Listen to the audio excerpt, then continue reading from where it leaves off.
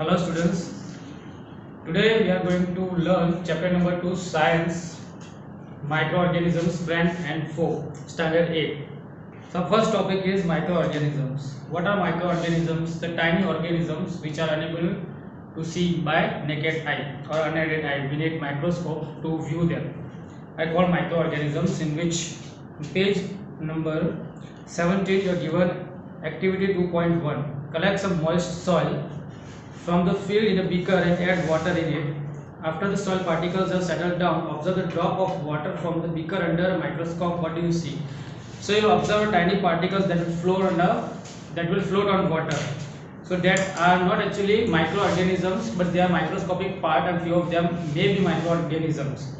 So these tiny particles are few of them are microorganisms. In activity 2.2 you are given few drop of water from a point, spread it on a glass slide and observe through microscope. So while you will be seeing this through microscope, you will be seeing many kinds of microorganisms such as protozoa, amoeba and paramecium in a pond water. So do you find any tiny organisms moving around? So these organisms show that water and soil are full of tiny organisms, though not all of them fall into the category of microbes. So these all are not microbes, but few of them are indeed microbes. These microorganisms or microbes are small size that they cannot be seen through unaided eye, and we need some instruments such as microscope to see them. Some of these, such as fungus that grow on a bread, can be seen through magnifying glass. So with the use of magnifying glass we can see some of the microorganisms such as fungus. Okay, we have seen the mold type of things growing on a piece of bread. Microorganisms are classified into four major groups. These groups are bacteria, fungus, protozoa and algae. So bacteria, fungus, protozoa and algae are microorganisms, and virus are also microscopic but different from other microorganisms. तो viruses जो है वो दूसरे microorganisms से थोड़े अलग है. Okay, they are microscopic but different from other microorganisms. They, however, reproduce inside the cell of host organisms. So, what about virus especially? So, virus need a host particle. Virus need a host particle to develop or reproduce. So, virus को जिंदा रहने के लिए एक special host particle या host cell चाहिए जिसके अंदर वो रिप्रोड्यूस कर सकते हैं या मल्टीप्लाई हो सकते हैं. विच में भी ये बैक्टीरियम. सो वायरस को हो होस्ट पार्टिकल कौन सा हो सकता है? तो एक बैक्टीरिया है. बैक्टीरिया के अंदर भी वायरस एक्चुअली ग्रो कर सकता है, प्लांट और एनिमल. वायरस बैक्टीरिया सेल या तो फिर प्लांट सेल और एनिमल सेल हो सकता है जिसके अंदर वायरस ग्रो करता है. For example bacteriophage grows in bacteria. Tobacco mosaic virus grows in a plant cell of tobacco. And there are many other viruses such as cold, flu and COVID-19 obviously that grow in an animal cell. Now diseases such as common cold, influenza most of the coughs are caused by viruses. So diseases, for example cough, common cold, flu are caused by viruses. They are virus caused diseases. Serious diseases like polio and chickenpox are caused by viruses. तो serious diseases like polio है और chicken pox है वो भी virus से होता है. And the virus causing corona is COVID-19. Now the diseases such like dysentery and malaria are caused by protozoas. तो मलेरिया है जो वो और डिसेंट्री है वो प्रोटोजोआ से होते हैं. whereas typhoid and tuberculosis are bacterial diseases. तो टाइफॉइड है वो साल्मोनेला टाइफी करके बैक्टीरिया है उससे होता है, और ट्यूबरकुलोसिस माइकोबैक्टीरियम ट्यूबरकुलोसिस नाम के बैक्टीरिया से होता है. You have learned about some of these microorganisms in class 6 and 7. तो कुछ इनके बारे में आपने previous classes में पढ़ा होगा. Now you are given some figures on page number 18. Figure 2.1 shows bacteria. Figure 2.2 shows algae like Chlamydomonas and Spirogyra. Figure 2.3 shows protozoas, amoeba and paramecium. And figure 2.4 shows red mold, penicillin and Aspergillus. Now figure 2.5 shows a virus. Topic 2.2, where do microorganisms live? So the habitat on which microorganisms live. Microorganisms में भी single cell, वो single cell हो सकते हैं, for example bacteria, some algae and protozoas, और multicellular such as some algae and fungus. तो fungus multicellular होती है और एल्गे भी मल्टी सेल्युलर होती है। They live in all type of environment. तो माइक्रो ऑर्गेनिजम्स होते हैं वो हर एक टाइप के एनवायरनमेंट के अंदर रह सकते हैं, ranging from ice cold climate to hot springs. तो आइस कोल्ड बहुत ठंडे टेम्परेचर के जगह पे भी रह सकते हैं और बहुत गर्म जगह पे भी रह सकते हैं। डेजर्ट टू मैशी लैंड्स, और बहुत ड्राई जगह जैसे फॉर एग्जांपल डेजर्ट और मैशी लैंड्स, मतलब जहाँ पे मॉइस्चर ज़्यादा होता है उस जगह पे भी रह सकते हैं।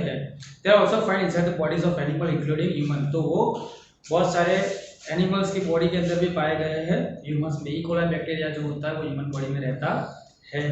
सम organisms grow on other organism while other exist freely. तो कुछ ऑर्गेनिजम्स होते हैं वो किसी और ऑर्गेनिज्म के सेल के अंदर रहते हैं या किसी और ऑर्गेनिज्म के स्किन के ऊपर रहते हैं।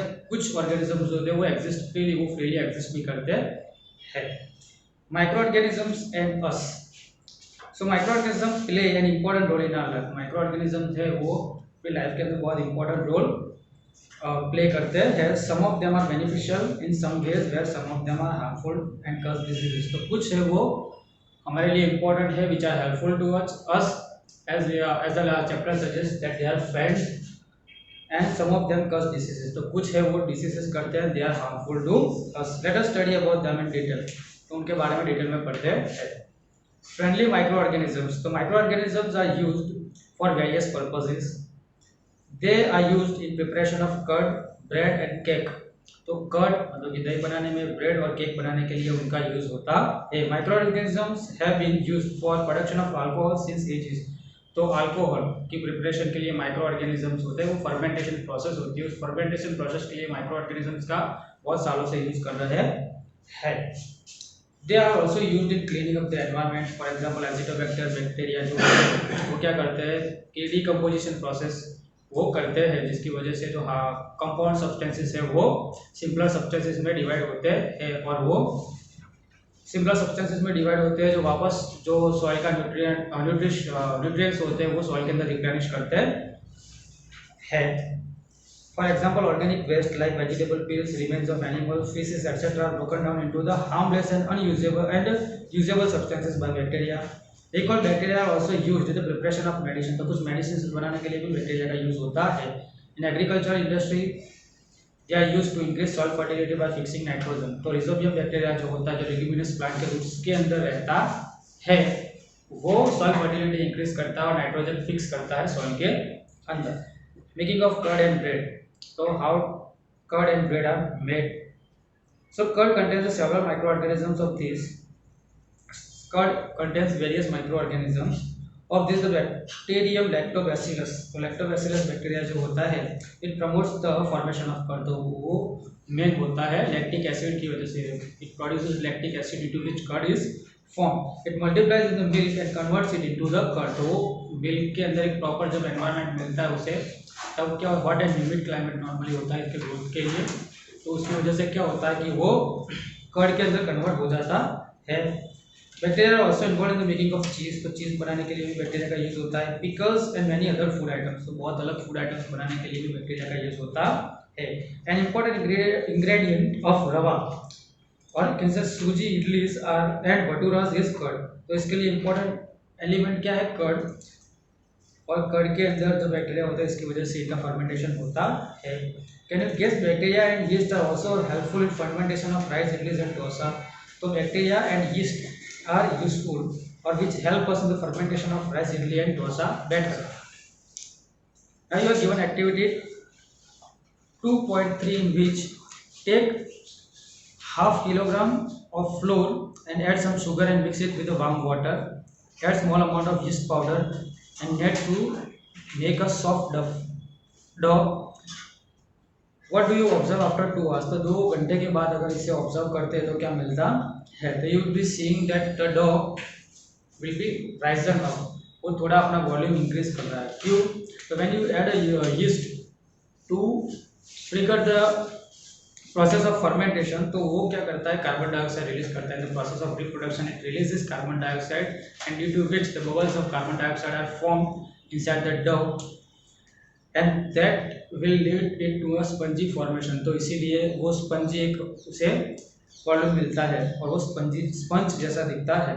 This is the this is the basis of the use of yeast in baking industry for making breads, pastries and cake. तो यही बेसिक है जिससे केक्स, ब्रेड्स एंड पेस्ट्रीज बनती है। अब कॉमर्शियल यूज क्या है? तो use of commercial use of micro organisms. So microorganisms are used for a large scale production of alcohol, white and acetic acid means vinegar। तो vinegar के formation production के अंदर, अल्कोहल के प्रोडक्शन के अंदर और वाइन के प्रोडक्शन के अंदर माइक्रो ऑर्गेनिज्म यूज होते हैं। Yeast is use for commercial production of alcohol and wine. The yeast is mainly used production of alcohol and wine. For this purpose yeast is grown on natural sugars present in grain like barley, wheat, rice, crust fruit juices. तो ये सारी चीज़ें जैसे कि barley है, grains like barley, wheat and rice और crust fruit juices होती है जिसके अंदर नेचुरल यीस्ट होता है, जिसका यूज करके फर्मेंटेशन प्रोसेस को ट्रिगर किया जाता है। Take 500 ml of beaker filled up with 3/4 with water, dissolve 2 to 3 tablespoon of sugar in it, add a half spoon of yeast powder to the sugar solution, keep it covered in a warm place for 4 to 5 hours, then you will smell। So after 4 to 5 hours you need to smell this solution, and what type of smell you get? So it will be a pure smell of alcohol। तो ये होता है वो alcohol formation process है कि fermentation होता है sugar का, शुगर के अंदर अल्कोहल फॉर्म करता है जिसकी वजह से हमें ये स्मेल आती है। This is the smell of alcohol as a sugar has been converted into the alcohol by yeast. तो sugar is converted into the alcohol by yeast and this process is called, the process of conversion of sugar into alcohol is called fermentation। So the process of conversion of sugar into alcohol is called fermentation। So you are supposed to note this definition in your notebook। Now Louis Pasteur discovered process of fermentation in 1857। You are given a name of your scientist who discovered the process of fermentation। Now medicinal use of microorganisms। So how it is used in medicinal purposes। Whenever you fall ill, doctor may give you some antibiotic tablets। तो antibiotic tablets आपको देते हैं, capsules और injections such as penicillin। तो ये injection देते हैं जिसकी वजह से source of this medicine is micro organisms. तो ये मेडिसिन है वो माइक्रो ऑर्गेनिज्म से ही बनती है। This medicine keep or stop the growth of kill or stop the growth of disease causing micro organism. तो ये मेडिसिन होते हैं वो जो disease causing micro organisms which are harmful to our body को मार देती है या तो फिर उसका ग्रोथ है उसे स्टॉप करती है, जिसकी वजह से हमें जो बीमारी के सामने राहत मिलती है। This days a number of antibiotics are being produced from bacteria and fungus. तो फंगस और बैक्टीरिया के यूज से बहुत सारी एंटीबायोटिक्स बन रही है अभी के ज़माने में। For example streptomycin, tetracycline and erythromycin are some of the commonly used antibiotic which are made from fungus and bacteria. तो ये जो एग्जाम्पल्स थे वो बहुत अलग टाइप के एंटीबायोटिक्स है जो फंगस और बैक्टीरिया के यूज से बनती है। In 1929, Alexander Fleming was working in a culture of disease causing bacteria।